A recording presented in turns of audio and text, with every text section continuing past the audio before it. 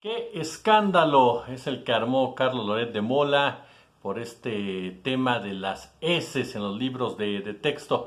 ¿Qué tal? ¿Cómo están amigos y amigas de esta comunidad? Y es que nuevamente se puso sobre la mesa pues lo relacionado con la política educativa del presidente Andrés Manuel López Obrador y el gobierno de la Cuarta Transformación, particularmente porque Carlos Loret de Mola en su programa de Latinus tomó un libro de texto y literal dijo qué barbaridad se está permitiendo hablar a las personas con la famosa S en lugar de dijistes, quisistes y demás.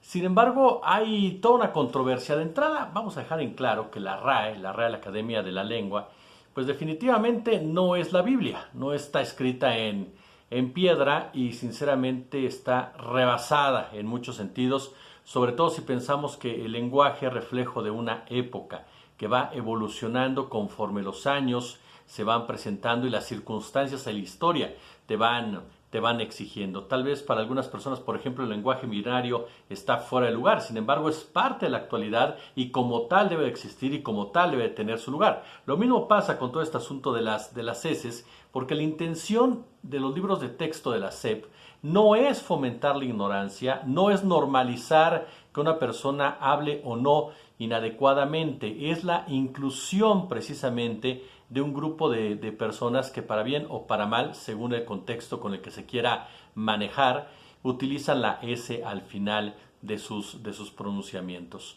Lamentablemente, mucha de la crítica que se lanza en este tema no tiene de fondo debatir un plan educativo, no, tiene de fondo el clasismo de muchas personas que consideran inadmisible que se hable de esa manera, que al ver algo por el estilo lo consideran de inmediato ignorancia, lo consideran de inmediato un error. ¿Por qué? Porque así debe de ser.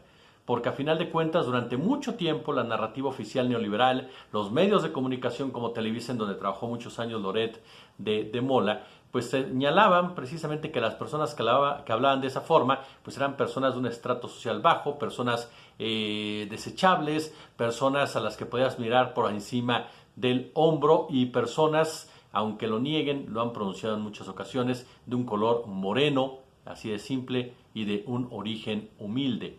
Aquí estamos ante esta situación en donde hay que ser muy, pero muy claros. Lo que se busca es incluir a las personas y sobre todo empezar a valorar a las personas, a ubicar a las personas por quienes son y no por cómo hablan, no por cómo se manifiestan.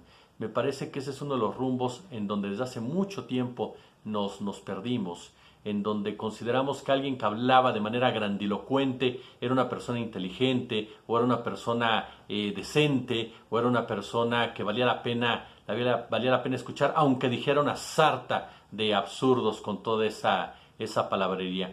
Insisto, hay que discutir, por supuesto, un plan educativo, pero hay que irnos al fondo del rezago. ¿Quiénes fomentaron el rezago educativo? Yo sé que mucha gente me dice, Jesús, es que estás echándole la culpa al pasado. Claro que se le tiene que echar la culpa al pasado. Perdónme que lo diga de esta manera, pero querer construir un país dejando de lado lo que se hizo con ese país es engañarnos completamente.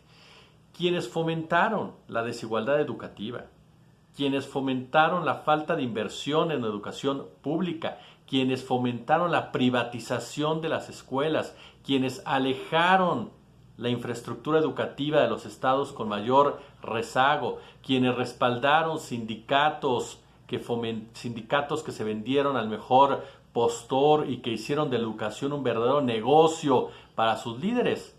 ¿Quiénes fueron? El PRI, el PAN, la iniciativa privada.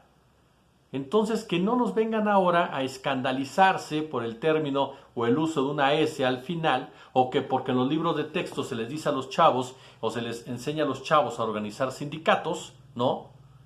Porque cuando ellos destruyeron la educación pública, cuando ellos, con toda la intención de esclavizar a una sociedad, de poder manipular a una sociedad, de jerarquizar a una sociedad, con toda una finalidad clasista, racista, le dieron al traste a la educación pública. Así que cuando el señor Carlos Loret de Mola se espanta porque aparece en una S en un libro de texto, según él justificando la ignorancia, lo que tendría que revisar precisamente es su propia ignorancia, que lo lleva a ser un racista y clasista. Como siempre un gusto, como siempre un placer.